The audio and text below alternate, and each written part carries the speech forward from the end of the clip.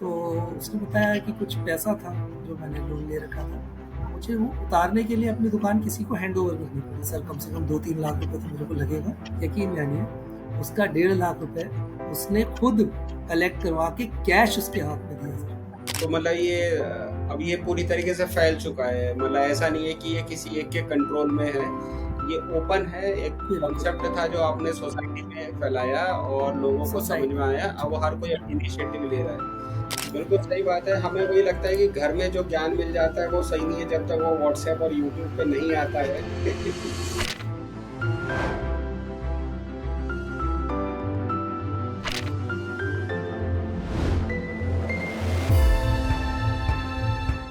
नमस्ते भक्तों, भक्स.com पॉडकास्ट के संस्करण भक्त चरित्र में आपका हार्दिक स्वागत है, जहां हम उन आवाज़ों को सामने लाते हैं जो सनातन धर्म, हिंदुत्व और अखंड भारत में विश्वास रखते हैं। ये केवल बोलने वाले लोग नहीं हैं, ये वे हैं जो कर्म करते हैं।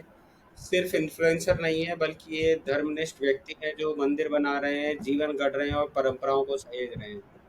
आज के हमारे अतिथि ऐसे ही व्यक्ति हैं जिनका कार्य, जीवन और आध्यात्मिक स्पष्टता मुझे बहुत गहराई से छू गई है। मैं गुलशन को कई वर्षों से जानता हूँ, वो मेरे रिश्तेदार हैं, लेकिन हमने कभी एक दूसरे को औपचारिक रिश्तेदारों की तरह नहीं देखा। हम जैसे मित्र हैं। गुलशन एक बहुत ही विनम्र, शांत और हर परिस्थिति में स्थिर रहने वाले इंसान हैं। मेरे मन में कभी कोई संदेह नहीं रहा, अगर मुझे अपने आसपास किसी को धर्म या जनसेवा पर इंटरव्यू करना हो तो वो गुलशन ही होंगे। ये मैं शुरू से ही जानता था। तो आइए स्वागत करते हैं गुलशन जी का और जानें कि उनकी धार्मिक जीवन यात्रा कैसी है। वो ऐसा क्या कर रहे हैं जो जिसके बारे में हम यहाँ इस पॉडकास्ट में बात कर सकते हैं। उनके क्या क्या इनिशिएटिव्स हैं जो समाज को जानने चाहिए, पहचानने चाहिए। तो सबसे पहले तो मैं गुलशन जी का स्वागत करता हूँ। गुलशन जी, आपका हमारा पॉडकास्ट में बहुत बहुत स्वागत है। और कुछ बताइए, जानकारी दीजिए कि आप कहाँ से हैं, क्या करते हैं, ताकि हमारे दर्शक आपको जान सकें, समझ सकें। तो जी सबसे गुलशन जी पहले सभी बताइए। दर्शकों को जय श्री राम, हर हर महादेव। शुरू करने से पहले मैं ये कहना चाहूँगा, आपने जो इनिशिएटिव लिया है, जो आपने शुरुआत की है, वाकई बहुत ही काबिल तारीफ़ है। बहुत ही अच्छा लगा मुझे ये सब देखकर कि आप लोग एक हिंदुत्व की आवाज़ को ऊंचा ले जाना चाहते हैं, या साथ ही साथ जो इस तरह से जो लोग काम करते हैं, जो नहीं चाहते हैं कभी भी हालांकि कि पब्लिसिटी मिले, और ना ही इस मोटिव से काम करते हैं, और उनको जब इस तरीके से इनिशिएटिव आप लोग देते हैं और उनको अपने चैनल के माध्यम से भक्तों से मिलवाते हैं, वाकई बहुत अच्छा काम कर रहे हैं आप लोग। इसके लिए मेरी तरफ से बहुत बहुत धन्यवाद। रही बात मेरी, मैं गुलशन दिवाकर, मेरा रामपुर सभी ने सुना होगा, जैसा कि यहाँ पर बहुत बड़े बड़े नेता हुए हैं। मैं रामपुर से हूँ, और मेरा जो होम टाउन है वो कानपुर के आगे पुखराया, अगर हमारे दर्शक जानते होंगे, वहाँ पर है, जो झांसी रोड पर है। और मैं यहाँ पर रामपुर में ट्रांसपोर्ट का काम करता हूँ। कई कंपनीज हैं जिनसे टाई अप है। हम लोग बस ये चाहते हैं कि हिंदू धर्म से जुड़े हुए या हमारे जितने भी भाई लोग हैं, भाई बंधु, सब एक दूसरे से जुड़े हुए रहें। उसका माध्यम हम लोग तय कर लेते हैं, या ये कह लीजिए बैठ के हम लोग इस पर बात कर लेते हैं कि माध्यम क्या होना चाहिए।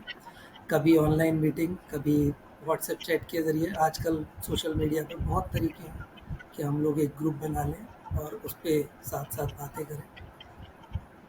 इसी तरह से चल रहा है सर, कोशिश कर रहे हैं कि सबको जोड़ें, जितना ज़्यादा से ज़्यादा जोड़ सकते हैं।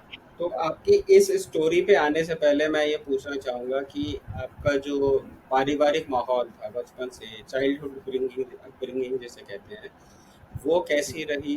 धर्म को लेके बचपन का पारिवारिक माहौल कैसा था? और वो कौन व्यक्ति था परिवार में जिसका आप पे सबसे ज़्यादा प्रभाव पड़ा? ऐसा है कि धर्म, जैसे कि आप जानते होंगे कि मेरी एज 40 के आसपास हो गई है, और जिस पीरियड में मैं था, जब मैं बचपना था, उस टाइम के लोगों को आप जानते होंगे कि उस टाइम पर आज की तरह घर परिवार में नहीं है। जैसे आजकल हर किसी को थोड़ा व्यस्त जीवन हो गया है, हर कोई अपनी जॉब पर जाता है, अपना काम पर जाता है, या ये कह लें कि उसको टाइम ज़्यादा देना पड़ता है। पहले अगर कोई जी। 5 घंटे, 6 घंटे, 7 घंटे जॉब करके अपनी आवश्यकताओं की पूर्ति करता था, है ना? अब उसी के अकॉर्डिंगली आवश्यकताएँ ज़्यादा हैं, तो उसको पूर्ति करने के लिए शायद कहीं न कहीं उसे समय कुछ ज़्यादा देना पड़ता है ना? इसी के रिगार्ड्स में मैं बात करता हूँ। जब आप, जैसे आपने बताया कि बचपन में हमारे यहाँ बड़ा एक धार्मिक सा माहौल रहता था। जैसे मेरी मदर सो हाउसवाइफ हैं। ज़ाहिर है मैं थोड़ा-सा कम पढ़ी-लिखी हैं, लेकिन उन्होंने उतना पढ़े-लिखे होकर भी हम लोगों को बहुत अच्छी तरह हमारा पालन-पोषण किया। उनका रूटीन बड़ा सिंपल था, वो सुबह 4 बजे से भी पहले उठ जाती थी। 4, पौने 4, सवा 4 उनका यही टाइम था उठने का। उठने के बाद उनको पूरे घर की साफ-सफाई और पूजा करने के बाद, और हमेशा उनको हम लोगों ने सुबह बस यही देखा है कि कभी वो रामायण का पाठ करते हैं, कभी महाभारत का पाठ करती हैं। हालाँकि उनका मेन रामायण का ही पाठ करती हैं, और सुंदरकांड तो उन्होंने रट लिया है, ऐसा समझ सकते हैं। तो शुरू से हमारे घर में यही माहौल था। फिर उसके बाद हम लोग देखते थे कि वो तुलसी जी में जल चढ़ाती हैं, सूर्य को जल चढ़ाते हैं, सूर्य देव को। तो माहौल अच्छा है, बहुत अच्छा था, और इसी माहौल में हम लोग पले-बड़े।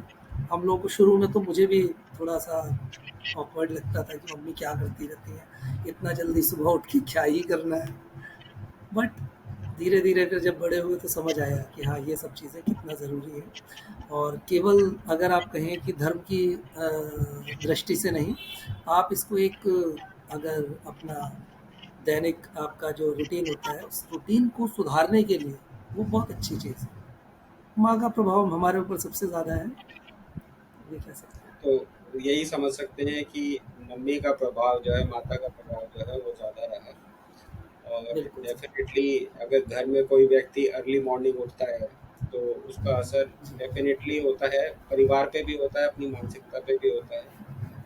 बिल्कुल तो सर, बिल्कुल। ये बिल्कुल अच्छी बात है कि सुबह उठते हैं और कोई ना कोई घर में एक ऐसा एग्ज़ाम्पल है कि अर्ली मॉर्निंग उठने का। अब आप तो देखते होंगे कि आज की डेट में हर मोटिवेशनल या जो फ़िटनेस एक्सपर्ट है, उनका यही कहना है कि जल्दी उठिए। और ये जल्दी हमारी उठें। परंपरा है कि ब्रह्म मुहूर्त में उठना चाहिए, काम करना चाहिए। तो राइट सर। वही चीज़ें हैं कि जो कहीं न कहीं धर्म में किसी और तरीके से कही गई हैं, आज वो साइंटिफिकली प्रूव हो जाती हैं, तो उसको अब लोग मानने लगे, समझने लगे। पहले हम वही बिल्कुल आपने सही कहा, पहले हमें लगता था अजीब-सा कि तुलसी को जल चढ़ा के क्या हो जाएगा या सूर्य को जल चढ़ा के क्या हो जाएगा, लेकिन अब समझ में आती है बातें। ये अर्ली मॉर्निंग उठने से क्या फ़र्क पड़ेगा? सोना तो 4-6 घंटे ही है, 7 घंटे ही है, बस एक रात बात को और सर, 12। आपने, मैं इंटरप्ट करता हूँ, एक बात और आपने अच्छी बात बताई। इसी के साथ जैसे मेरे मम्मी एक चीज़ बोलती थी हमेशा कि रोज़ सुबह बेटा एक तुलसी का पत्ता और एक नीम का पत्ता ज़रूर खाओ। अच्छा। दिन में किसी भी टाइम उनका हुँ, कहना हुँ। था एक तुलसी का पत्ता और एक नीम का पत्ता ज़रूर खाइए। हम लोगों को वो चीज़ उस टाइम पे अच्छी नहीं लगी, समझ में नहीं आती थी कि यार क्यों तुलसी खानी, क्यों नीम खानी, राइट? अब जब थोड़ा-सा आप बड़े हुए हैं, अब समझ में आता है कि देखिए तुलसी इम्यूनिटी के लिए कितनी फ़ायदेमंद है, और बिल्कुल। नीम हर कोई जानता है। हर कोई जानता है कि नीम फेस से लेकर इंटरनल आपके पार्ट्स तक हर ब्लड चीज़ के लिए प्यूरिफिकेशन। फ़ायदेमंद है। हाँ बिल्कुल जी। सही बात है। हमें वही लगता है कि घर में जो ज्ञान मिल जाता है वो सही नहीं है जब तक वो व्हाट्सएप और यूट्यूब पे नहीं आता है। तब तक हमें यही लगता है कि ये घर वाले हैं तो ये बस ऐसे ही कह रहे हैं, उसका कुछ नहीं है। लेकिन हाँ, अब ये है कि आज की डेट में क्या कहते हैं, तकनीक का ज़माना है, इंफॉर्मेशन टेक्नोलॉजी का ज़माना है, तो अब हर किसी के हाथ में इंफॉर्मेशन है, तो अब वो वैलिडेट हो रही है इंफॉर्मेशंस। जो राइट हमारे सर। पेरेंट्स लोग हमको देते थे, अब वो वैलिडेट हो रही है कि हाँ, वो सब जगह से पता चल रहा है कि हाँ, ये करना चाहिए। तो बहुत अच्छी बात है, आपका धार्मिक परिवार का माहौल जो है वो रहा। और मुझे लगता है कि जो हमने डिस्कशन किए थे जिन टॉपिक्स पे, आपके जो इनिशिएटिव्स हैं, तो मुझे लगता है वो कहीं न कहीं इन्हीं वजहों से निकल कर भी आए हैं, क्योंकि आपने बचपन से देखा होगा कि समाज को जोड़ना और धर्म के प्रति कार्य करना, इसका एक अलग ही बेनिफिट है और इसका एक अलग ही अपना जो है आनंद है। तो अब हम आपके इन्हीं इनिशिएटिव्स के ऊपर आते हैं। सबसे पहले जो हमने बात की थी कि आपका जो पीपल्स ग्रुप है, जो आप सोसाइटी और धर्म को लेके जो आप ग्रुप बना रहे हैं, इसके बारे में वो कुछ बताइए कि क्या इनिशिएटिव है ये, और मतलब क्या सोच के ये आपने शुरुआत की थी? काफ़ी समय पहले की बात है ये, कुछ साल हुए हैं। अ, हम लोगों को, कुछ मेरे एक मित्र हैं, उनको कुछ ज़रूरत पड़ा, मैं नहीं बताना चाहूँगा, बट कुछ गवर्नमेंट ऑफिस से कुछ ज़रूरत पड़ी थी। तो हम लोग गए, और जैसा कि आप रामपुर जानते हैं, देखिए मैं कहीं यहाँ पर आपसे हिंदू मुस्लिम की बात नहीं कर रहा हूँ, बट एक क्लियर बात बताता हूँ। जैसा कि रामपुर में थोड़ा-सा पॉपुलेशन का रिलीजियस वाइज़ थोड़ा-सा ये है कि 70% लगभग मुस्लिम्स की आबादी हो चुकी है और 30% हिंदूज़ की।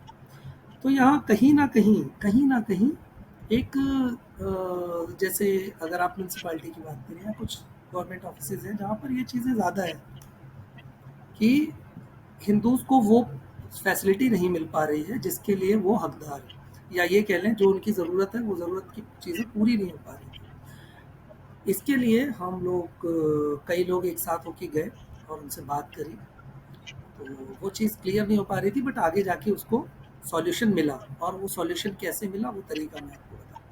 हम लोगों ने वहाँ जाके जब ये शुरुआत की ना कि यहाँ पर कौन-कौन बैठता है, ऑफ़िस में कौन-कौन है जो हमारी हेल्प कर सकता है, ठीक है? तब हमें पता चला कि वहाँ पर एक पांडे जी करके हैं, वो बैठते हैं और वो हमारा काम करवा सकते हैं। तब हम उनसे मिले, हमने उनसे बताया कि हमारी ये प्रॉब्लम्स हैं, इसको सॉर्ट आउट करिए, सही है? तब उन्होंने वो बात हमसे सिर्फ़ इतना बोला कि आप मेरे पास क्यों नहीं आए पहले? आप सबसे पहले मेरे पास आते और मैं सॉर्ट आउट करता और जिस ऑफ़िसर के पास जाना था मैं बताता आपको। वहाँ से हमने ये बात बोली उनसे कि सर, अगर ऐसा है तो क्या ऐसा लगता है हम लोगों को, मतलब ऐसा वहाँ पर हम लोग को फ़ील हुआ कि हम लोग एक-दूसरे के कॉन्टैक्ट में नहीं हैं। जबकि हमारे ही ग्रुप में जिसको प्रॉब्लम थी उसी के ग्रुप में एक बंदा था जो उन्हें जानता था। वहाँ से ये बात मेरे दिमाग में आई, मैंने कहा इसका बड़ी एक बेसिक सा पॉइंट है कि हम एक-दूसरे को जानते नहीं हैं, या ये कह लें हम एक-दूसरे को मिलना नहीं चाहते, है ना? जुड़े अब हुए नहीं। प्रॉब्लम वहीं से इसका वहीं से इसका सॉल्यूशन हमें मिला कि क्यों ना हम लोग जगह-जगह, ऐसा ज़रूरी नहीं है कि हम एक ग्रुप बहुत बड़ा बना लें या एक पूरा 2000, 5000, 10,000 लोगों का ग्रुप बना लें, नहीं। मैंने इंडिविजुअल्स से बोला कि सर आप अपने-अपने ग्रुप बनाइए। आप अपने गली, मोहल्ले, आस-पास अपने जानने वालों के ग्रुप बनाइए, राइट? अब फॉर एग्ज़ाम्पल किसी ने 20 लोगों का ग्रुप बनाया, किसी ने 100 लोगों का ग्रुप बनाया। अब हम उनको इंटरकनेक्ट करने की कोशिश कर रहे हैं। और हम हमेशा एक ही बात बोलते हैं, कहीं मंदिर में या कहीं ऐसी जगह जहाँ पर आप लोग मिल सकते हैं, किसी का घर हो सकता है, किसी के पास अगर नो डाउट अगर बहुत बड़ी ज़मीन है तो आप, कोई आंगन है बहुत बड़ा, वहाँ पर आप लोग मिलिए। ये नहीं है कि किसी चीज़ का कोई मोटिव हो, कोई ऑब्जेक्ट वो ऑब्जेक्ट हो कि आप इसके रिगार्डिंग मिलेंगे, टॉपिक हो, नहीं। आप सिर्फ मिलिए, एटलीस्ट मिलिए, अपनी बात रखिए, एक दूसरे से जान पहचान बढ़ाइए। इससे क्या होता है कि बहुत सारी चीज़ें हैं सर। एक तो हम मिलेंगे, अगर किसी को कोई प्रॉब्लम है, और ऐसा नहीं है, एक पिता के अगर एक बाप के 4 बेटे हैं और वो चारों अलग-अलग जगह पर हैं, तो वो अलग-अलग हैं। बट आपदा में अफ़सर जिसको कहा जाता है, वो कहाँ ढूँढता है कि यार अगर एक वकील है, एक डॉक्टर है, तो वो हर चीज़ सँभाल सकते हैं। तो यही बात मैंने वहाँ पर बोली, सबसे बोली, और शायद लोगों को ये बात पसंद भी आई है, तभी ग्रुप बन रहे हैं सर, लोग मिलते हैं। और इवन अभी 28 में जो गुजरी है, यहाँ पर हम लोगों ने एक बहुत बड़ी मीट करी थी, सब लोग मिले हैं, सब अपनी अपनी बात रखते हैं, और अच्छे विचार होते हैं तो तो उसको स्वागत किया जाता है सर। ये किस साल की बात है, किस ये ईयर सर की बात लॉकडाउन के आसपास 2020-21 के आसपास की बात है, 20 एंडिंग की बात है, जो कि सर्दियाँ चल रही थी उस टाइम। है? तो इसका मतलब अगर मैं ये कहूँ कि जो आज की डेट में जो नैरेटिव एक स्टार्ट हुआ है कि बटेंगे तो कटेंगे, ये आपने 3-4 साल पहले सोच लिया था। ठीक है सर, ये तो एक, पता है मतलब हमारे माँ-बाप जब हमें समझाते थे, जैसा कि आपने शुरू में एक बात कही थी कि जो चीज़ इंटरनेट पे अवेलेबल नहीं है, आजकल के युवा उस चीज़ को बड़ी मुश्किल में एक्सेप्ट करते हैं। और बिल्कुल। हमारे मम्मी-पापा या हमारे बड़े इस चीज़ को हमेशा से समझाते थे। आपको याद होगा पहले हम लोग एक लकड़ी लेते हैं, तोड़ देते हैं, फिर कई लकड़ियाँ दी जाती हैं, हुँ, तो बच्चे हँसते हैं उसमें। बिल्कुल, बट आज जो बिल्कुल। नैरेटिव अब वो सेट किया जा रहा है, तो उसको वो लोग समझ रहे हैं कि हाँ, ये सही है। बट हमें तो बचपन से बताया गया है। हम लोग 4 भाई-बहन हैं, हम लोगों को बचपन से बताया गया है कि चारों मिलकर रहिए, है ना? तो ये तो ज़रूरी है मिलकर रहना। किसी भी ऑफ़िस, किसी जहाँ आप काम कर रहे हैं, है ना? या घर पर या जिस मोहल्ले में, मिलकर रहना चाहिए सर, ये ज़रूरी है। ये बताइए कि अभी तक इस आपकी इस पहल में मेरे ख़्याल से शायद 4 साढ़े 4 साल मान के चलते हैं कि हो गए होंगे। तो अभी तक इस पहल में क्या-क्या हुआ है? मतलब कितने ग्रुप्स बन गए हैं? कितने लोग जुड़ चुके हैं? क्या-क्या चीज़ें सामने आ रही हैं? कुछ थोड़ा-सा और बताइए इस बारे में। सर हमने बहुत सारे ग्रुप्स बनाए हैं। आज की तारीख में अगर हम बात करें तो 10 से 12 ग्रुप और बल्कि ज़्यादा ही होंगे, क्योंकि एक्चुअली कई ग्रुप ऐसे हैं जैसे कि जो मेरी नॉलेज में नहीं है ना? क्योंकि हम लोगों ने एक अच्छा। इनिशिएटिव डाल के मतलब ये समझ लीजिए समाज में छोड़ दिया। अब कई लोग जो हुँ, हैं वो अपने-अपने ग्रुप स्वयं चला रहे हैं। मोहल्ले के हिसाब से हमारे आवास विकास जहाँ मैं रहता हूँ, यहीं पर हमारे 3-4 ग्रुप बन हुँ, गए हैं। और इन लोगों को भी मैंने यही समझाया था लॉकडाउन में कि अगर कुछ प्रॉब्लम होती है तो एटलीस्ट हम लोग शेयर कर सकते हैं आपस में, बात कर सकते हैं आपस में। तो इसलिए हमारी कॉलोनी में ही कई ग्रुप बन चुके हैं। और कुछ लोग ऐसे हैं जिन्होंने ये चीज़ शायद कहीं न कहीं एक्सेप्ट नहीं कर पाते हैं, जैसा कि हमने आपसे पहले भी कहा था कि बँटोगे तो कटोगे। तो कुछ लोग ऐसे हैं जो कि इस चीज़ को एक्सेप्ट करते हैं कि नहीं, हम अपने ग्रुप या अपने संप्रदाय या अपने उससे कास्ट वाइज जाएँगे। तो मैंने उनको भी वेलकम किया। मैंने कहा सर कोई बात नहीं, आप जिस ग्रुप में भी रहें, उस ग्रुप को एक्टिव रखें, है ना? तो आज की तारीख में बहुत सारे ग्रुप हैं, जो मेरे टच में हैं वही कम से कम 1000 से ज़्यादा लोग होंगे। और इसी के बीच एक बात और बताता हूँ। एक ग्रुप और है सर, वो बहुत अच्छा ग्रुप है। मैंने अपनी फैमिली से रिलेटेड जो मेरे भाई या जो कज़िन है दूर-दूर के, मैंने उनको जोड़ा। हुँ, और कुछ मेरे हुँ, रिलेटिव जैसे आगरा में हैं, झांसी में हैं, मैंने उनको जोड़ा। और अच्छा।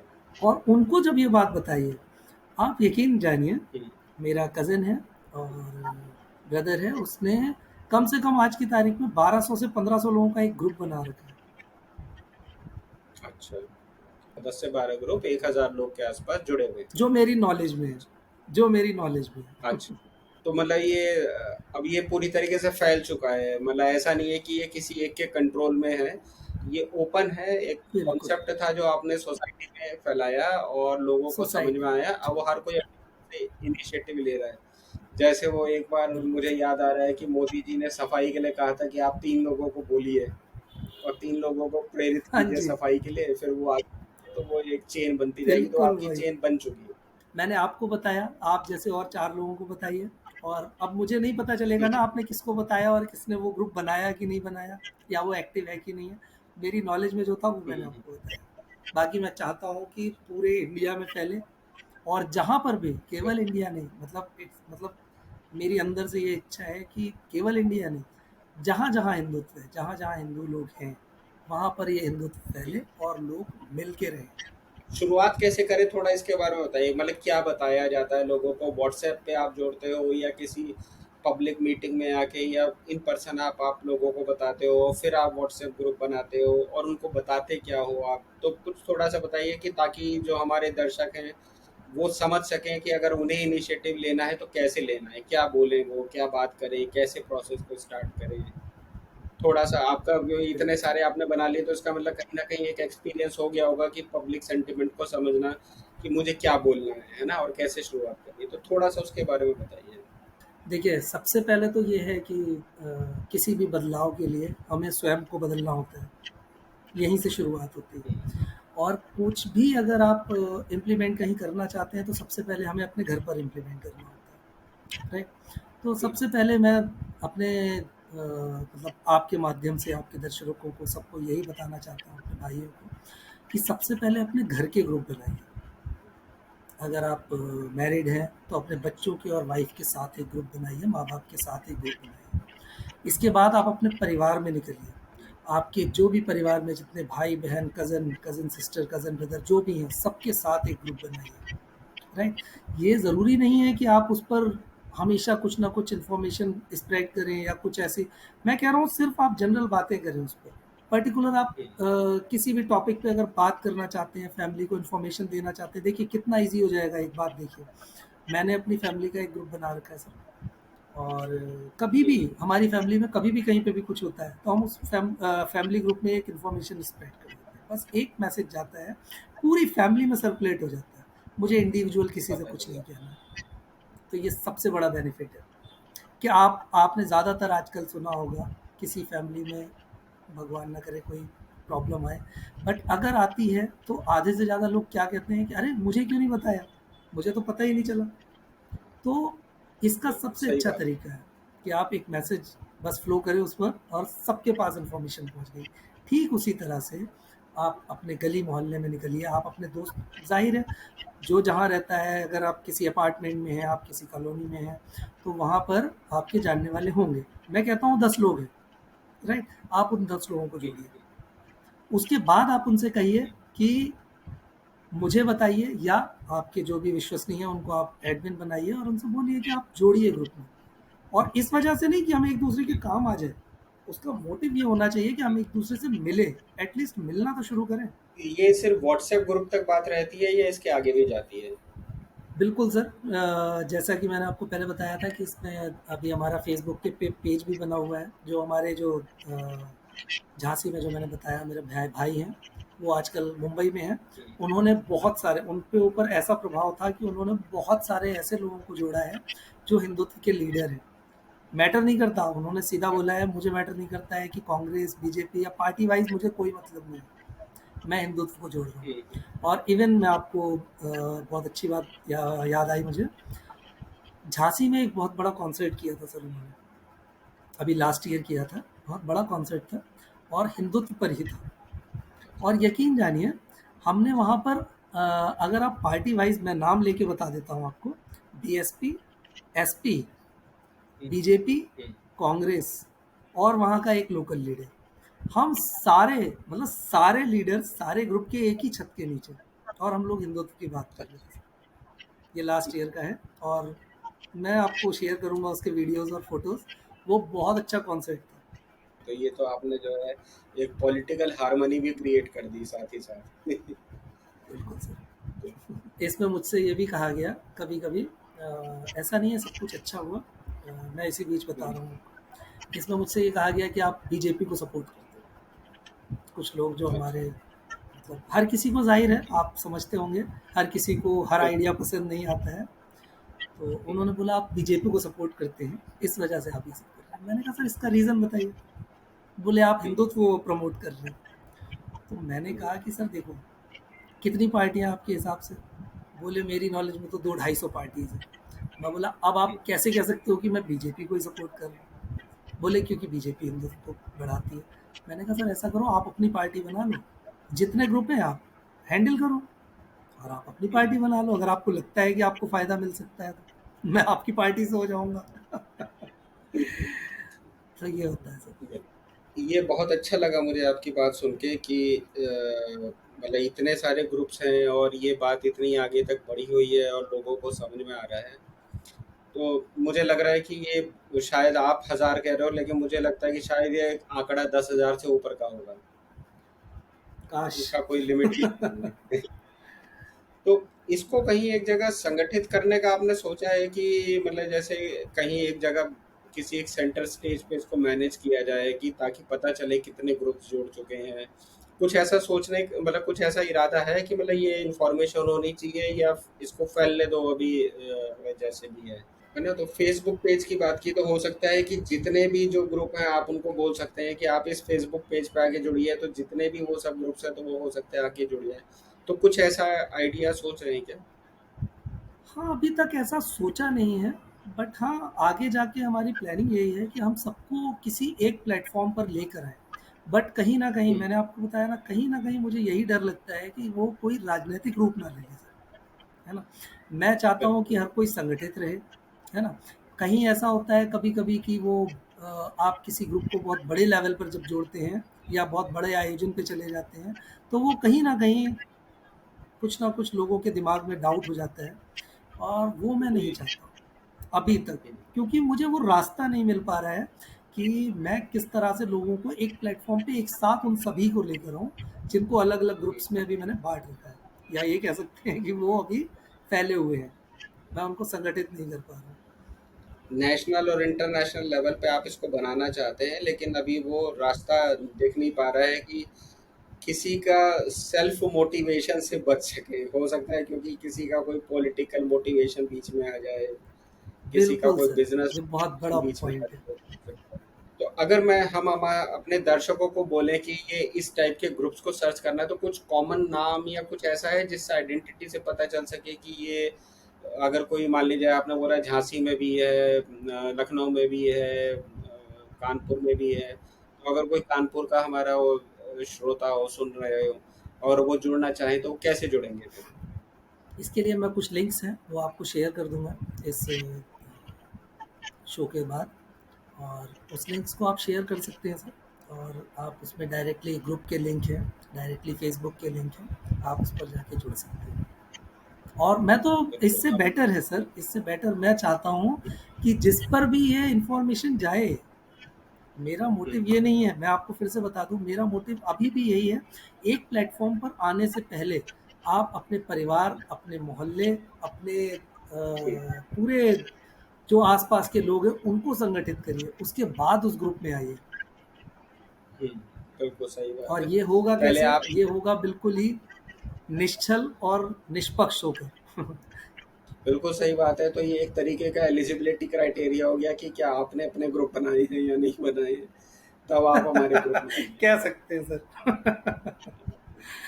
तो ये बहुत अच्छा आइडिया है और मैं अपने दर्शकों को कहना चाहूँगा कि गुलशन जी का जो मकसद है इस ग्रुप को बनाने का, उनका जो उद्देश्य है और उनकी जो कंडीशन है वो ये है कि वो ये कह रहे हैं कि आप पहले खुद इनिशिएटिव लीजिए, आप अपनी तरफ से शुरुआत कीजिए, अपने छोटे लेवल पे ग्रुप बनाइए, अपनी फैमिली का, अपनी कोर फैमिली का, अपनी न्यूक्लियर फैमिली का, जितनी भी एक्सटेंडेड फैमिलीज़ हैं, लॉज़, इन लॉज़, है ना? आप सबके ग्रुप बनाते जाइए, उसे बढ़ाते जाइए और मुझे लगता है गुलशन जी को इससे कुछ नहीं चाहिए, वो सिर्फ़ ये कह रहे हैं कि आप अपनी तरफ से इनिशिएटिव लेके आप उसको रन कीजिए, मैनेज कीजिए, तो आप एक तरीके से उस नेटवर्क में आ ही जाएँगे अपने। जैसे मैंने कहा कि आप एक तो फ़ेसबुक वगैरह पे आप कहीं पेज बना रहे हैं, तो ये हो सकता है कि हाँ, अगर मान लीजिए हमारे किसी श्रोता ने ऐसा कुछ किया या और लोग करने जा रहे हैं, तो मुझे लगता है कि अपनी उपस्थिति तो दर्ज करा ही सकते हैं कि हमने ये वीडियो सुनने के बाद या गुलशन जी को सुनने के बाद हमने ये इनिशिएटिव लिया। वो अपनी एक स्टोरी डाल सकते हैं, है ना?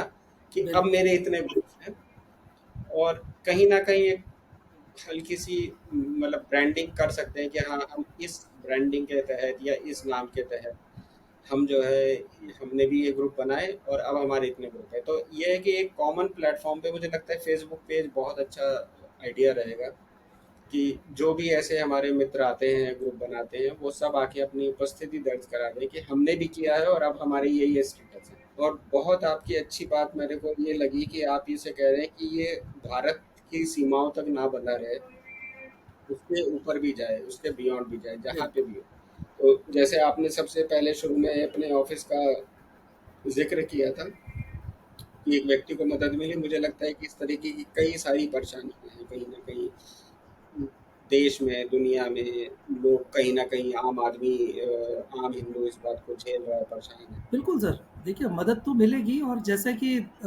मेरे परिवार में भी ये चीज़ बड़ी मतलब जो भी मुझे जानते हैं आस-पास, मेरे दोस्त या मेरे मोहल्ले वाले, वो इस चीज़ को जानते हैं सर। मैं ऐसा नहीं हूँ, मैं राजनीतिक आदमी बिल्कुल नहीं हूँ।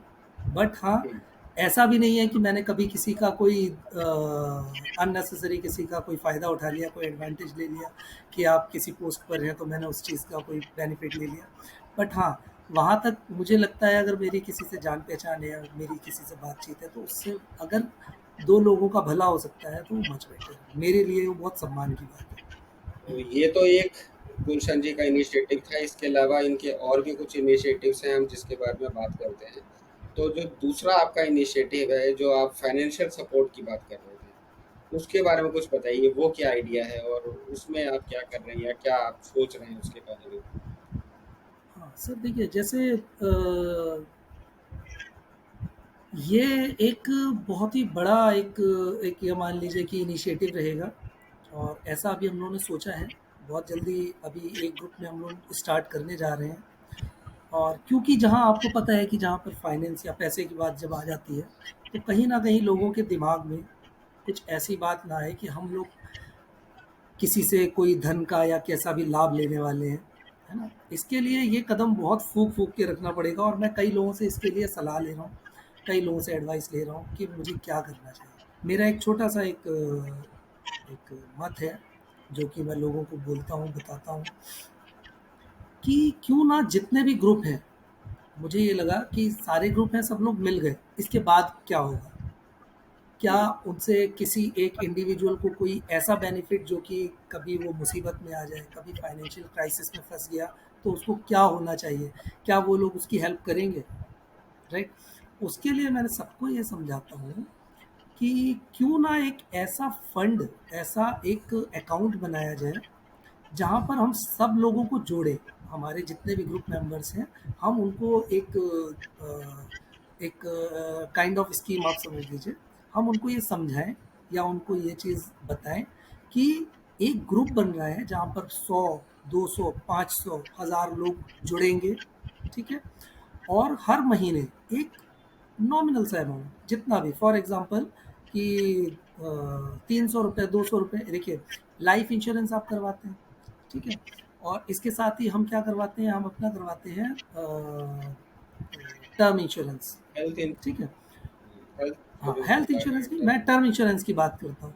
मैं कह रहा हूँ हम टर्म इंश्योरेंस लेते हैं और 20 लाख का लेते हैं, 30 लाख का लेते हैं, 50 लाख का लेते हैं, अकॉर्डिंगली हमारी इंस्टॉलमेंट बढ़ती चली जाती है, राइट? हुँ, तो मैं सिर्फ ये चाहता हूँ कि फॉर एग्जांपल कि कोई एक आदमी एक महीने में सिर्फ 250 से 300 रुपये खर्च करता है और वो हमारे हुँ, एक अकाउंट होगा प्रॉपर, उस अकाउंट में डिपॉजिट करता है, ठीक है? आप ऑनलाइन डिपॉजिट करेंगे, आपके पास पूरी रिसीप्ट रहेगी, हमारे अकाउंट्स की पूरी डिटेल्स रहेंगी। उसमें अगर हम लोगों ने कम से कम 2000 या 3000 लोग जोड़ लिए और हर महीने हर पर्सन से हमने 200, 250, 300 एक नॉमिनल अमाउंट लिया और भगवान ना करे किसी के साथ कभी कोई मिसहैपनिंग होती है तो वो अमाउंट उसके अकाउंट में डायरेक्ट ट्रांसफर होगा। इसमें कोई पेपर वर्क नहीं है, ठीक है?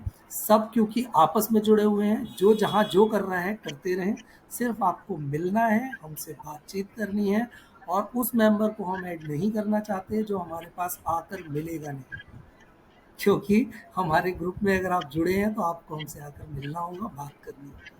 अगर आप मीटिंग में आ रहे हैं तो आपको उसका बेनिफिट ज़रूर मिलेगा सर। तो मैं बस यही चाहता हूँ कि जितने भी ग्रुप हैं, आगे जाके हमारा यही उद्देश्य है कि जितने भी ग्रुप हैं हम उनको एक सेंट्रलाइज्ड करके एक ऐसा अकाउंट क्रिएट करें जिसकी डिटेल्स जो चाहे जब उसको मिल सकती है, और कभी किसी भी फैमिली के साथ अगर कोई मिसहैपनिंग होती है तो उसको एक हैंडसम अमाउंट, एक ठीक ठाक अमाउंट, फॉर एग्जांपल कि जैसे 35 से 40 या 50 के बीच में, एक 35 लाख की बात कर रहा हूँ मैं, इतना अमाउंट एटलीस्ट एक फैमिली के पास पहुंच जाए ताकि उसको, देखिए लाइफ चली गई वो तो कोई भी भरपाई नहीं कर सकता है, बट हाँ एक हद तक फाइनेंशियल इश्यूज उनके थोड़े से सॉल्व हो सकते हैं, ऐसा मैं चाहता हूँ। आइडिया बहुत अच्छा है आपका, क्योंकि पैसे के बिना कोई काम नहीं हो पाता है। और कई मैंने ऐसे हम लोग जब Bucks.com पे बात करते हैं, तो ऐसे भी केसेस सामने आते हैं। अभी मैंने एक हैदराबाद में मैं एक सज्जन से बात कर रहा था, तो कई गरीब हिंदू लोग जो है वो इसीलिए कन्वर्ट हो जाते हैं क्योंकि उनके पास पैसा नहीं है, और मिशनरी जो है ऐसा वो है। उनको पैसा लुभाव देती है, तो वो सिर्फ पैसे की वजह से ही धर्म परिवर्तन कर लेते हैं। एक एग्जांपल इसके ऊपर बता रहा हूँ सर, ये नैनीताल का एग्जांपल है। नैनीताल के पास एक जगह पड़ती है, वहाँ पर यही हुआ था कि जैसा आपने बताया कि पैसा नहीं था तो उसको कन्वर्ट होना पड़ता है या जो भी है, तो वहाँ सारी आबादी हिंदू है, ठीक है? और यही जो मैं बात कर रहा हूँ यही बात हमारे ही ग्रुप का एक मेंबर वहाँ गया हुआ था अपने रिलेटिव के यहाँ। तो वहाँ पर एक मकान छोटा सा था, पहाड़ों पर छोटे छोटे मकान होते हैं, तो वो मकान बेच के जा रहा था। तो उसने जब उनसे बात करी कि आप बेच क्यों रहे हो, तो उसने बताया कि यहाँ पर मेरे को फंड्स का इशू है, पैसे का इशू है, जो भी फाइनेंशियल इश्यूज़ हैं, और मेरी शॉप बंद हो चुकी है और अब मुझे ये बेच के जाना पड़ेगा। तो उसने बोला कि आपने शॉप क्यों बंद करी, आप दुकान अपनी खोलो, यहाँ पर तो टूरिस्ट इतने आते हैं सर। तो उसने बताया कि कुछ पैसा था जो मैंने लोन ले रखा था, मुझे वो उतारने के लिए अपनी दुकान किसी को हैंड ओवर करनी पड़ी, और वो अदर देन हिंदू थे जिनको उन्होंने अपनी शॉप ठेके पर दे दी कॉन्ट्रेक्चुअल। हम्म, तो उसको शायद कहीं ना कहीं, वो मेरे से बात करता था, उसको यही बात पसंद है। उसने उनसे पूछा कि अच्छा आपको क्या लगता है कि आपकी शॉप को कितना पैसा लग सकता है, तो उन्होंने बोला सर कम से कम 2-3 लाख रुपए तो मेरे को लगेगा, तो मैं अपनी शॉप को दोबारा रन कर सकता हूँ। और आप देखिए कि एक विचार उसके दिमाग में भी कितना अच्छा आया। उसने कम से कम आस-पास के वहाँ पर कुछ नहीं तो 150 से 200 परिवारों के पास गया वो खुद, उसको लेके गया 150 से 200 परिवारों के पास, और उसने ये बात बताई कि देखिए हम सब हुँ, हिंदू हैं, और ये अदर रिलीजन को बेचकर, रिलीजन वाले पर्सन को ये बेचकर एक ये जा रहे हैं अपनी शॉप, या ये कॉन्ट्रैक्ट पर दे रहे हैं और अपना मकान बेचकर जा रहे हैं। आप लोग एक्सेप्ट करते हो इस चीज़ को? यकीन जानिए, उसका 1.5 लाख रुपए उसने खुद कलेक्ट करवा के कैश उसके हाथ में दिया सर। क्या बात तो उसकी बात हम लोगों बहुत को बहुत अच्छी लगी, बहुत अच्छी लगी। हम सब ने यहाँ पर जब आके उसने ये बात बताई थी, तो हम लोगों को बहुत खुशी हुई थी, उसकी ये बात सुनकर बहुत खुशी हुई थी। बहुत बढ़िया। बिल्कुल, ये बहुत अच्छा विचार है और मुझे लगता है कि इस पे ये भी बहुत जल्दी पिक्चर में आना चाहिए। लोग इसको भी देखने के लिए इंतज़ार करेंगे और लोग चाहेंगे कि जुड़ना चाहें ऐसे ग्रुप से। कोई मदद करने के लिए इंतज़ार कर रहा होगा, कोई मदद लेने के लिए इंतज़ार कर रहा होगा। किसी बिल्कुल के सर। पास और कुछ ऐसे केसेस होंगे कि हाँ, यहाँ मदद की ज़रूरत है और यहाँ आपको करना चाहिए। लेकिन जैसे आपने कहा कि पैसे का मामला है, बहुत सोच समझ के करना होगा। हर किसी के दिमाग में यही आएगा कि ये पहले अपना फ़ायदा देखेंगे या अपने लोगों का फ़ायदा देखेंगे। तो इस चीज़ से थोड़ा-सा हमको ऊपर उठ के इस बात में के बारे में सोचना होगा कि हम ब्राह्मण, क्षत्रिय ये सब नहीं है, पहले हम हिंदू हैं। हम पहले हिंदू। इस देश के निवासी हैं, हिंदू हैं और हमें जो है एक मत के हिसाब से सोचना पड़ेगा। फिर वही जातियों में बँट जाएँगे, तो फिर वही जो हमारी शुरू में बात हुई थी कि बँटेंगे तो फिर कटेंगे। कटेंगे तो बिल्कुल सही बात। कटेंगे। यस। इस इस बात को हमें छोड़ना पड़ेगा, पीछे रखना पड़ेगा कि कोई और फ़ायदा तो नहीं ले जाएगा या हम अपनी जाति का या अपने ग्रुप का, कम्युनिटी का फ़ायदा करें, हम पूरे समाज की बात करें। तो ये भी बहुत अच्छा आपका इनिशिएटिव है। मुझे लगता है कि हमारे दर्शकों को बहुत अच्छा लगा होगा इसके बारे में सुनकर। तो अब हम आपके तीसरे इनिशिएटिव की बात करते हैं। जी। और तीसरे इनिशिएटिव के बारे में कुछ बताइए कि जो आपका जो मंदिर वाला जो विज़न है, कि आपने बताया कि हम हर शहर में एक मंदिर रखना चाहते हैं, स्थापित करना चाहते हैं। तो वो क्या विचार है? वो मतलब कि तो पहले तो आप एक डिटेल दीजिए इसके बारे में। सर ऐसा हुआ, मेरा गांव है, जैसा मैंने आपको शुरू में बताया था, कानपुर के आगे झांसी रोड पर मेरा गांव है, पुखराया। और उस गांव में हमारे एक, गांव के अंदर आपने देखा होगा पहले पुराने मंदिर होते थे ऊंचे से बने हुए, और एक कुआं होता था उसमें, कुछ इस तरीके का मंदिर था। और हम लोग बहुत सालों से उसको देखते थे कि वो हमेशा बस खंडहर सा पड़ा हुआ है और अच्छा नहीं है। तो शुरू में जब हमने सोचा कि उस मंदिर का जीर्णोद्धार करवाएं, तो कुछ लोगों को बात पसंद नहीं आई। उन लोगों को ये लगा, गांव में आप जानते हैं गांव का थोड़ा सा ऐसा एटमॉस्फेयर होता है, लोग समझते हैं कहीं ऐसा ना हो कि ये मंदिर पे कब्जा करके बैठ जाए।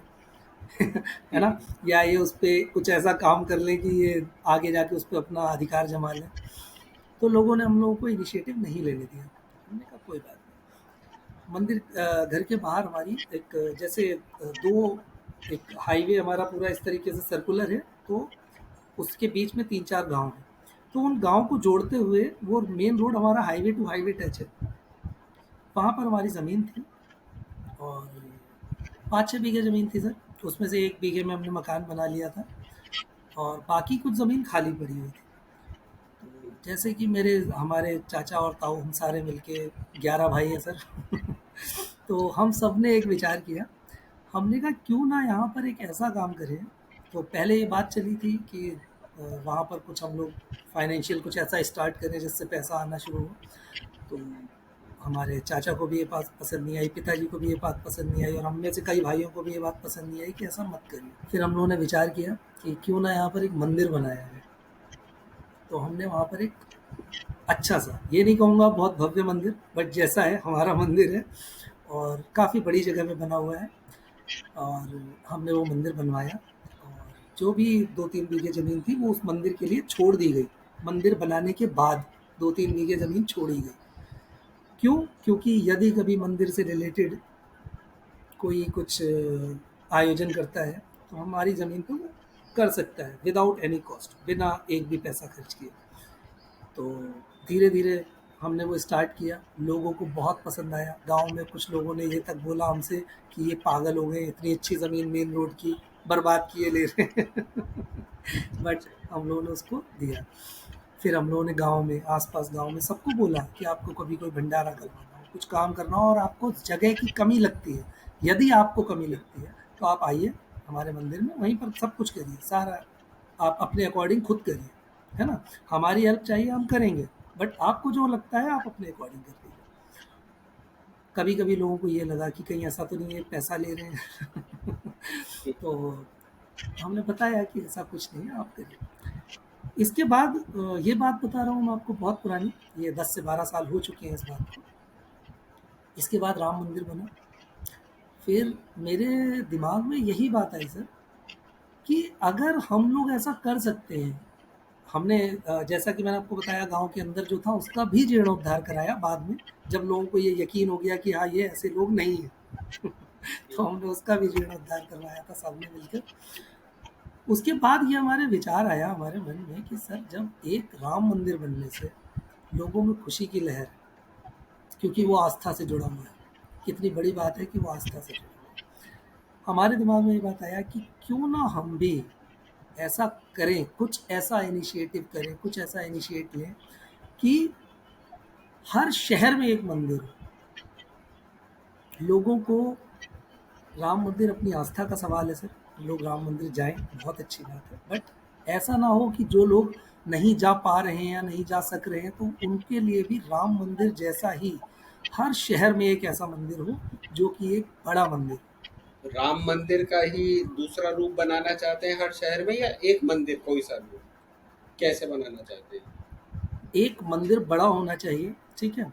और उसका ऐसा मेरा विचार है कि उसका स्ट्रक्चर राम मंदिर जैसा होना चाहिए, ठीक है?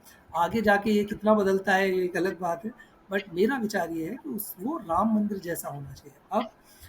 अब ये होता है कि कभी-कभी कुछ लोग, जैसा कि आप पता ही है कि हम लोग संप्रदायों में या भगवानों में या हर चीज़ में डिस्क्रिमिनेट हो रखे हैं, हर जगह बँटे हुए हैं, ठीक है? तो मैं ये नहीं कह रहा हूँ कि आप श्री राम को ही पूजिए, आप मंदिर बनाइए, उसमें जो जिसकी पूजा करना चाहते हैं करिए, मैटर नहीं करता सर। मेरे लिए ये ज़रूरी है कि हर शहर में एक मंदिर हो, जो कि बड़े मंदिर के नाम से फ़ेमस हो, ठीक है? और लोग वहाँ जाएँ। मेरा फिर से लौट कर एक ही विचार है और उसी मत पर मैं काम कर रहा हूँ कि उस मंदिर में लोग ज़्यादा से ज़्यादा जाएँ और ज़्यादा से ज़्यादा एक-दूसरे से मिलें। एक कम्युनिटी प्लेस बन जाएगा, एक तो आस्था का बिल्कुल सर, जगह केंद्र बन जाएगी। बनेगा। तो आपको क्या ऐसा लगता है कि मतलब अभी हर शहर में एक मंदिर की कमी है? मतलब कि ऐसा कहीं आपने देखा है कि कुछ शहर ऐसे हैं जहाँ पे कोई भी एक भी बड़ा मंदिर नहीं है, कुछ ऐसा आपको फ़ील हुआ है क्या? सर बहुत सारे शहर हैं। देखिए, हर शहर में जब आप जाएँगे, जैसा कि आपसे बात हुई थी, आपने पहले भी बताया था कि हर शहर की अपनी एक ख़ासियत है, सही है? जी, हर शहर की एक ख़ासियत है, हर शहर में अगर आप उसका इतिहास को खंगालेंगे तो वहाँ पर कुछ ना कुछ मिलेगा। बिल्कुल। बट उसमें वो हमें खंगालने की ज़रूरत पड़ती है, हुँ, ऑलरेडी वो नहीं है। मैं उस जी, जो छुपा हुआ है, मैं उसको चाह रहा हूँ कि वो निकल कर बाहर आए और उसको एक पहचान मिले, मेरा ये मानना है। बहुत बिल्कुल। ये बहुत अच्छी बात है आपकी कि अगर वहाँ के इतिहास से जुड़ी हुई कोई चीज़ या मतलब कोई घटना से जुड़ा हुआ वो मंदिर होगा, तो डेफ़िनेटली बिल्कुल सर, एक लिंक क्रिएट होगा, लोगों में भी एक आस्था भी जुड़ेगी और एक प्रेम का भाव भी आएगा कि हाँ, हमारे शहर का भी कहीं न कहीं इतिहास से कुछ न कुछ नाम है। तो ये बिल्कुल सर। डेफ़िनेटली एक अच्छा आइडिया हो सकता है। तो अभी तक जैसे हमने मंदिर की बात की, तो आपने जो है 2 तो आपने मंदिर हमें बता दिए। एक तो आपने जी। बताया कि आपने अपने गाँव में जीर्णोद्धार किया एक मंदिर का, और एक आपने अपनी ही ज़मीन पे एक मंदिर बना दिया। फिर इसके बाद और कुछ भी इनिशिएटिव्स हुए हैं मंदिर के, या अभी ये प्लानिंग में चल रहा है आपका? अभी सर ये सिर्फ़ एक विचार है।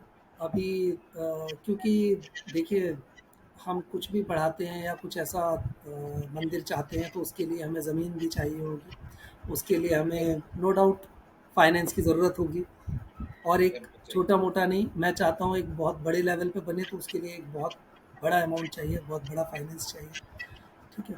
इसके लिए जस्ट मैं अभी सिर्फ़ लोगों से ये विचार अपने प्रस्तुत कर रहा हूँ लोगों के सामने। कि लोगों को ये चीज़ पता चले कि हाँ, ये भी हो सकता है। जब तक वो विचार फैलेगा नहीं, उसकी डिमांड नहीं आएगी, और मैं चाहता हूँ ये पब्लिक की तरफ से खुद ये डिमांड आए कि हमारे हर शहर में एक मंदिर होना चाहिए। तो ये आपकी सारी चीज़ें जो है कहीं न कहीं सिंक्रोनाइज़ हो रही हैं, जो मुझे दिख रहा है कि एक व्हाट्सएप ग्रुप है, फिर उसमें एक फाइनेंशियल सपोर्ट है, फिर मंदिर है। तो अगर आपके ग्रुप्स होंगे, तो वहीं पे आप ये विचार रखेंगे, तो कहीं न कहीं जो है वही लोग आगे बढ़ेंगे। कोई ऐसा हो सकता है जैसे आपने अपनी ज़मीन दान दे दी, तो कई लोग ऐसे होंगे जो जिनके पास होगी स्पेस, जो हो सकता है वो दान देने को तैयार हो। कोई वित्तीय सहायता देने को तैयार हो कि हाँ ठीक है, मेरे से पैसा ले लो, आप बनवा लो। कोई फिजिकल एफर्ट देने को तैयार होगा अपना, कि अपना कंट्रीब्यूशन देने को तैयार होगा कि हाँ मैं मेहनत कर लूँगा, मैं काम करवा लूँगा इसमें, है ना? हर तरीके के लोग आएंगे। तो ये बहुत अच्छा विचार है, और हमें आपकी बातचीत के साथ जो है तीन बहुत बड़े आइडियाज़ दिखाई दिए, और जो चल भी रहे हैं, धीरे धीरे आगे भी बढ़ रहे हैं, और ये अगर एक बड़े लेवल पे अगर आ भी जाते हैं, सामने आ जाते हैं, तो मुझे लगता है कि बहुत बड़ा बदलाव होगा समाज में। बहुत समाज को सपोर्ट भी मिलेगा, मदद भी मिलेगी, और समाज में एक बहुत बड़ा बदलाव भी आएगा। तो हम इन 3 बातों को तो अभी यहाँ पे कंक्लूड करते हैं। आपकी इस बात से हमारे भक्त भी प्रेरित होंगे, हम लोगों को भी ये अच्छा लगा, और भी लोग शायद प्रेरित होके इसमें आगे आएँगे, बढ़ेंगे। तो सबसे पहले तो आपको बहुत-बहुत धन्यवाद इन बातों को हमारे साथ साझा करने के लिए, शेयर करने के लिए अपने विचार को, और ये दुनिया तक फैलाने के लिए बहुत-बहुत धन्यवाद आपको गुलशन जी। तो अब हम थोड़ा-सा जो है कुछ क्विक क्वेश्चंस पे आते हैं, क्योंकि हम अब अपने इंटरव्यू के एंड पे आ रहे हैं। तो थोड़ा-सा आपके जो है धार्मिक जानकारी चाहते हैं, और फिर इसके बाद हम अपने इंटरव्यू को क्लोज़ करेंगे। तो मैं बहुत क्विक क्वेश्चन पूछूंगा, जिसका आप शायद 1 वर्ड या 2 वर्ड में जवाब दे सकते हैं। तो अभी तक आपने कितने हिंदू ग्रंथ पढ़े हैं? जैसे रामायण, महाभारत कितने पढ़े हैं लगभग? रामायण भी पढ़ा है, भगवत गीता भी पढ़ा है सर। कौन-सा कैरेक्टर या कौन-सा पात्र या कौन-सा देवी-देवता जो है आपको इन जितने भी शास्त्र हैं, इतिहास है, इनमें से आपको सबसे ज़्यादा प्रेरित करता है? ये सॉरी, देखिए, आपने बोला बहुत क्विक क्वेश्चन, ये बहुत बड़ा क्वेश्चन है सर, इसके लिए मैं टाइम लूँगा। अच्छा, ठीक है? अच्छा, क्योंकि ओके। शायद मेरी बात आप कुछ दर्शकों को शायद मेरी बात पसंद ना आए, लेकिन इसलिए मैं आपको डिटेल में बताना चाहूँगा, क्योंकि क्विक आंसर दूँगा तो कई लोग इसका गलत अर्थ ले सकते हैं। देखिए, ये बात बहुत अच्छी आपने पूछी है। मेरे बच्चों से या मेरे भाई-बहनों से कभी आप ये बात पूछेंगे तो मेरा जवाब बहुत अलग होता है। और मेरी सिस्टर भी एक बार, मेरे खुद की सिस्टर एक बार ये बात बोली कि गुलशन ये क्या बोलता है? तब मैंने उन्हें समझाया था, मैं आपको बता देता हूँ। मैं हमेशा अपने भाइयों से बोलता हूँ कि देखिए, बनना है तो लक्ष्मण मत बनिए, हुँ, बनना है तो कर्ण या कुंभकर्ण बनिए। तो ओके, मेरी सिस्टर ने ये बात बोली मुझसे कि तेरी बात इतनी अटपटी है, मेरे समझ में नहीं आती। तो मैंने कहा देखिए, अच्छा, उन्होंने बोला लक्ष्मण जैसा भाई लोग एक एग्जाम्पल सेट करते हैं। मैंने कहा बिल्कुल करते हैं, बिल्कुल करते हैं, क्योंकि उन्होंने कभी राम का अपोज नहीं किया, क्योंकि राम जी ने जो बोल दिया वो उनकी मतलब कर्म हो गया उनके लिए। ठीक है सर? आदेश। लेकिन जब आप जाएंगे, आदेश जो उनका आदेश था वही उनका कर्म हो गया, वो सीधा सीधी बात। लेकिन जब आप कर्ण की तरफ जाएंगे तो कर्ण का भी सेम था, बट वो अपने रिश्तेदारों की तरफ नहीं झुका। डिटेल में बताने की ज़रूरत नहीं है, आप खुद समझते हैं कर्ण ने क्या क्या किया। कर्ण को सब कुछ पता था कि क्या होने वाला है, लेकिन उसने कभी किसी से कुछ नहीं कहा, उसने जो करना था वही किया। लास्ट में आज भी बहुत सारे, आप भी जानते होंगे, कर्ण को लोग रिस्पेक्ट करते हैं, उसका रीज़न ये है। रही बात दूसरी कुंभकर्ण की, कुंभकर्ण इतना बड़ा शरीर वाला, इतना बलवान, उसने अपने छोटे भाई से यही बोला कि तुम खुश रहो, तुम धर्म की तरफ हो, तुम खुश रहो, लेकिन लोग तुम्हें आगे जाकर धिक्कारेंगे। क्यों? क्योंकि तुम अपने भाई से विमुख हो गए। क्योंकि मैं लोगों को जोड़ रहा हूँ, मैं उस नज़रिए से आपको ये बात बता रहा हूँ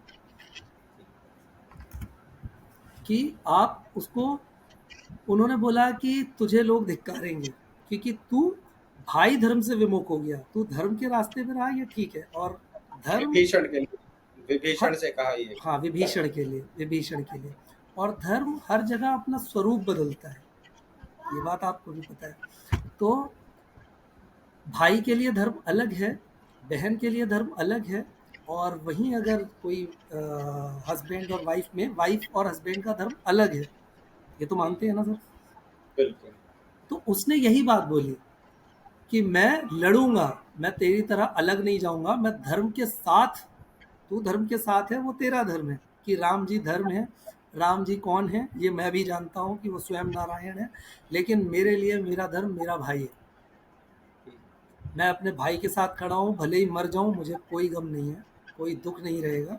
मैं मरूंगा तो अपने भाई के लिए मरूंगा। और जहाँ मैं जिस स्टेज पे खड़ा हूँ, जैसे कि मैंने आपको बात बताई इसके रिगार्डिंग कि मैं सबको जोड़ रहा हूँ, तो मेरे लिए मेरा धर्म यही कहता है कि मैं जिसको भी जोड़ रहा हूँ, हम लोग एक दूसरे के साथ कुंभकर्ण की तरह खड़े रहें। तो ये आपकी बात का जवाब है सर, कि मैं उनसे चाहता हूँ कि आप अगर खड़े हो हमारे साथ तो कुंभकर्ण की तरह खड़े हो। हम सही गलत है ये ठीक है, कुंभकर्ण ने भी रावण को हर चीज़ समझाई कि देखो वो स्वयं नारायण है, आप उनसे मत लड़िए, ठीक है? आप उसी तरह अपने विचार रखिए, बट हमसे अलग मत हो जाइए। आप हमें बहुत अच्छी समझाइए, बात। हम बिल्कुल कोशिश करेंगे, हम खुद कोशिश करेंगे कि हम गलत जगह पर ना जाएं। और ऐसा नहीं है सब लोगों के साथ बैठ के विचार करेंगे, लेकिन हमसे विमुख मत हो जाइए। ऐसा ना हो कि आप हमसे विमुख होकर हमारे अगेंस्ट खड़े हो जाएं, क्योंकि हम जिसको जोड़ रहे हैं उसको हमारे ग्रुप की हर चीज़ बारीकी पता है, ठीक है? बिल्कुल। वो हमारे विमुख ना जाए, हमारे साथ रहे। ये आपकी बात का जवाब था, ताकि लोग गलत ना समझे, इसलिए आपका इतना समय लिया। नहीं, मुझे अच्छा लगा और आपने एक्सप्लेन भी किया और बहुत अच्छा एग्जाम्पल दिया। ये बहुत अच्छा एग्जाम्पल है ये इस चीज़ के लिए। तो अगले क्वेश्चन पे आते हैं कि आप नियमित रूप से कौन सा ग्रंथ पढ़ते हैं? सर मैं रामायण और सुंदरकांड, रामायण का सुंदरकांड जरूर। किस मंदिर में जाना पसंद है कि जहाँ बार बार जाना चाहते हो? मतलब लोकली या इंडिया में? मतलब इंडिया में, पूरे इंडिया की बात कर रहे हैं, लोकल रामपुर दुनिया में। एंटायर? अरे सर, मैं तो देखिए हम लोग कई जगह घूम चुके हैं। हम लोग कई जगह, जैसे महाकालेश्वर उज्जैन में जा चुका हूँ। हम लोग वैष्णो देवी, पूर्णागिरी, और वाराणसी हम लोग बाबा हर हर महादेव जो है हमारे वाराणसी में, बाबा के यहाँ जा चुके हैं। और काशी विश्वनाथ जो कि है, मैं केदारनाथ जा चुका हूँ। मैं कई ऐसी जगह है जहाँ जा चुका हूँ, और जो अब मेरा नेक्स्ट टारगेट है वो है मेरा साउथ में रामेश्वरम मंदिर। मैं वहाँ जाना चाहता हूँ। हरिद्वार, ऋषिकेश, मैं हर जगह जा चुका हूँ, और मुझे, मेरी बहुत दिनों से ये इच्छा है कि मैं जितना जल्दी हो सकूँ रामेश्वरम घूमूँ। और आपके फेवरेट देवी देवता या आपके इष्ट देव कौन है? महादेव, हर हर महादेव। देवों के देव महादेव। कितनी तीर्थ यात्राएं लगभग कर ली होंगी अभी तक? तीर्थ यात्राएं सर काफ़ी कर ली हैं, बट ऐसा अभी काउंट पे नहीं है, बट हाँ 8-10 हो गई होंगी सर। और मतलब कहाँ जाना चाहते हैं? ये तो बता ही दिया आपने, है ना? मैंने आपको बताया रामेश्वरम मेरा सपना है। बहुत जल्दी जाएंगे। ओके, तो हमारा ये क्विक राउंड भी पूरा होता है। अंत में आपसे हम जाने से पहले सबसे पहले ये पूछना चाहेंगे कि हमारे दर्शक और विश्व भर के हिंदुओं के लिए आपका क्या संदेश है? आप क्या कहना चाहेंगे? सबसे पहले तो सर मैं यही जो आपसे सबसे पहले बात रखी थी कि सब लोग मिलजुल कर रहिए। और ज़रूरी नहीं है कि आप किसी से कभी मिलते हैं तो उसके काम करिए, या उसके सुख दुख की बात करिए, है ना? ज़रूरी नहीं है कि दुख में आप उसके साथ खड़े हो जाइए, लेकिन सबसे पहले उससे मिलिए। आपको उसके सुख दुख तभी पता चलेंगे जब आप उससे मिलेंगे। कोई व्यक्ति कैसा है, किसी दूसरे से सुन के किसी तीसरे का विचार लगाना, या किसी दूसरे से सुन के किसी तीसरे के लिए कोई इमेज खड़ी कर देना, इससे बेटर ये है कि आप उससे मिलिए, उससे बात करिए। अब तब आपको पता चलेगा कि कौन सा इंसान कैसा है। अगर आपको लगता है कि उसमें कुछ कमी है, तो आप ही हैं जो उस कमी को, उसको उजागर करके उसको दूर करने की कोशिश कर सकते हैं, अगर आप उसके वेल विशर हैं तो। धर्म की जहाँ तक बात है, तो धर्म हमेशा सर बांधता नहीं है ना? अगर आप ये कहें कि धर्म ने आपको बांध रखा है, तो धर्म कभी बांधता नहीं है। धर्म तो मुक्ति का मार्ग है सर, है ना? तो आप धार्मिक भावनाओं से जुड़िए, सबसे बात करिए, और उस धर्म को फैलाइए, उसके बंध के मत रहिए। सबसे बड़ी पूजा हमारी यही है, सबसे बड़ी पूजा यही है कि हम सब मिलकर रहें।